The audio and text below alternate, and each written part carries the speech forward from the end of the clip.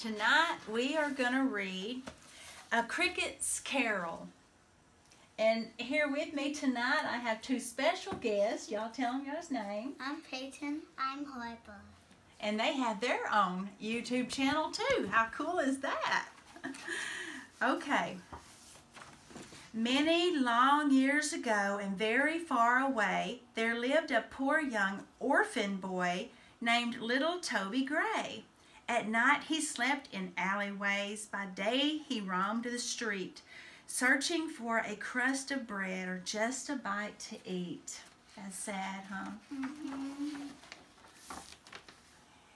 On the bitter cold of winter, he lit a match for heat. He shared it with the others who lived along the street. Toby shivered in his thin, worn shirt. He had no coat to wear. With shoes worn, though, and hungry too, the child was near despair. When softly from a distance there came a carol's sweet reprise, played upon an instrument he didn't recognize, a song of light and gentle chords he hadn't heard for years. It brought back tender memories that filled his eyes with tears. The carol was, "O Silent Night," that little Toby heard. He soon began to hum along, not remembering the words. And as his eyes spilled over, he wandered down the street, forward where the music called to him, so calm, so pure, so sweet. Then in a distant corner of a dark and dirty aisle, he found what he was searching for behind an old wood pile. What was that? Shoes. There's shoes. A cricket. Yeah, a cricket. He spied a tiny cricket nearly out of sight, playing so contentedly, "O holy silent night." Right beside the cricket, shiny and brand new, Toby found a pair of hand-stitched leather shoes. Now Toby's got some shoes. Shoes. Yes, everybody needs shoes. Yeah. Mostly clothes, I think. I don't know. Yeah. Yeah. Gratefully he put them on as he hummed the cricket song. When the cricket played another, Toby hummed along. Their harmony was lovely, and folks gathered at their side to hear the boy and cricket sing their carols of Yuletide. The Christmas spirit filled the air as all the crowd rejoiced. By the time the music ended, every eye was moist. And spread all round young Toby, from folks who had gathered there, were gifts of food and clothing, whatever they could spare. He shared these gifts with others who lived upon the street. And finally, young Toby's friends all had enough to eat. Yay. Yes.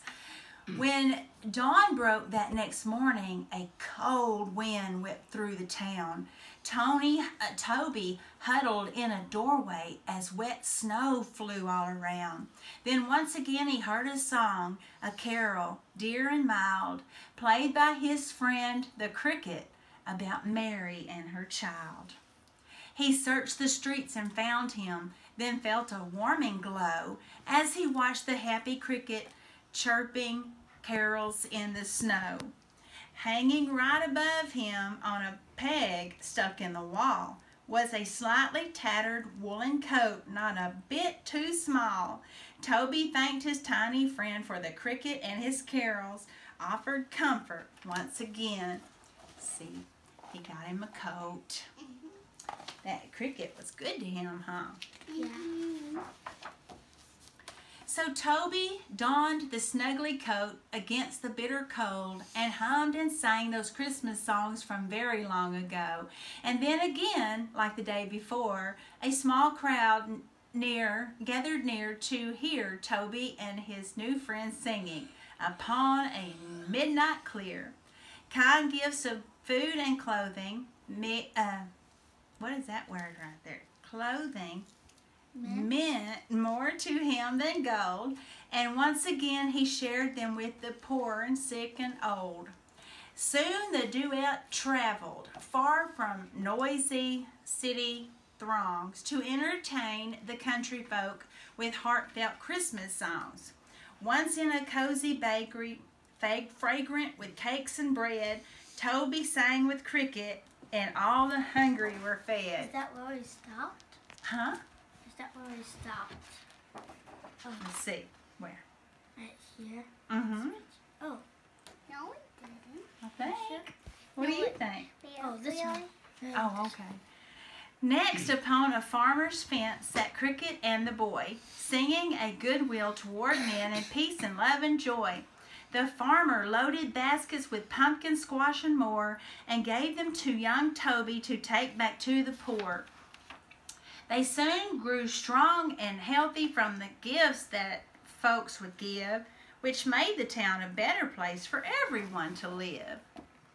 But then one day, the Cricket was nowhere to be found. The forlorn lad looked high and low, searched the city up and down.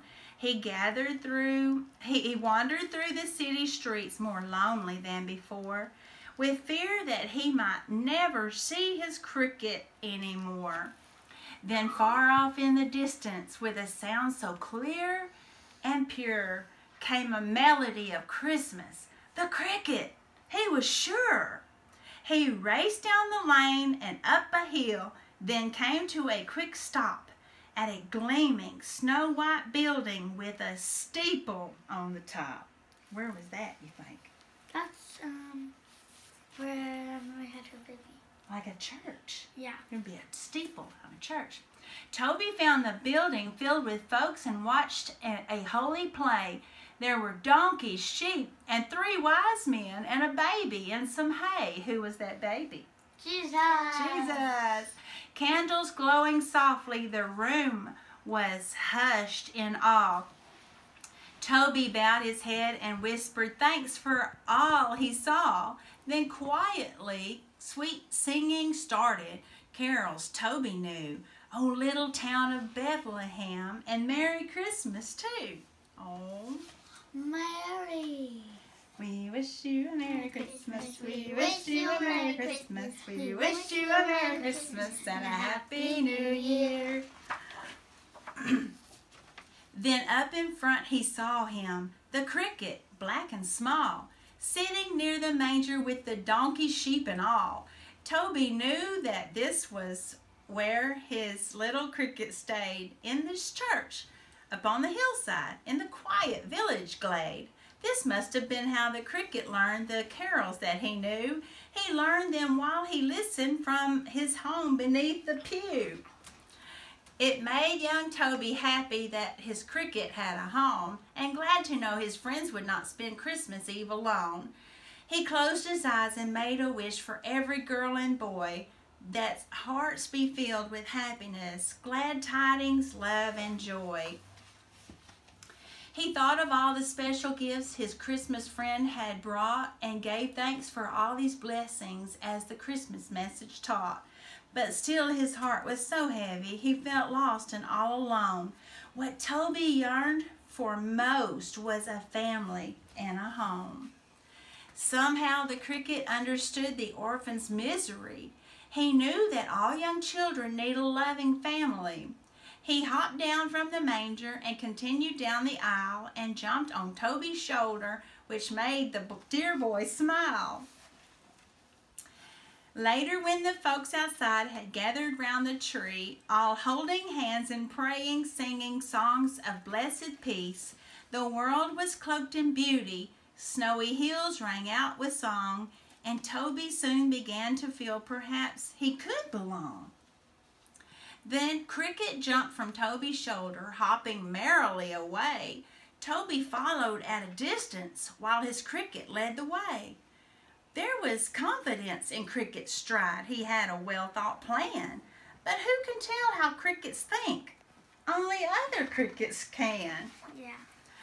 Eventually, the Cricket's trail led to a little girl with a face so kind and sweet, no dearer girl in all the world. She asked the boy his name and wondered where he lived in town. He told her of his circumstances, which made her sigh and frown. He said she shouldn't worry. One thing he knew for sure, with good health and so many friends, he really wasn't poor. Yeah. He found a friend, didn't we? With that girl. Yeah. Okay, let's see what's going to happen next. What do y'all think is going to happen? I think they're going to be best friends forever. I think maybe. Help him. They talked a while, and in no time, the two became good friends. Good call. Now, this is where our little tale draws quickly to an end. For on that day, the lovely girl took hold of Toby's hand. She brought him to her loved ones. She knew then he'd understand. They'd welcome him with open arms, and so it became that Toby found the greatest gift, the gift of family. Okay, at the end of every one that I'm doing, we're counting from 1 to 10. When y'all want to help me count? Yeah. Okay, ready? 1, 2, 3, 4, 5, 6, 7, 8, 9, 10. And let's do our alphabet. Ready? Okay. A, B, C, D, E, F, G, H, I, J, K, L, M, N, O, P, Q, R, S, T, U, V, W, X, Y, and Z. Thank y'all. All right, we'll say goodnight tonight.